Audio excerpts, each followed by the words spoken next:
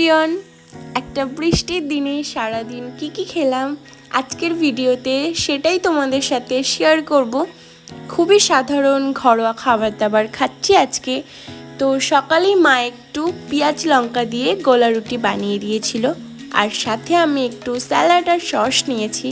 আমার তো এটা বেশ ভালো লাগে, আর বৃষ্টির দিনে একটু ঝাল ঝাল চিকেন কষা না হলে হয়। তো স্নান করে এসে প্রথমে একটু কষা মাংস খেয়ে নিলাম, যে কেমন হয়েছে। টেস্ট করা ইজ মাস্ট। তো আজকের লাঞ্চটা ছিল একদম সিম্পল, পুঁটি মাছের ঝাল, চিকেন কষা, স্যালাড।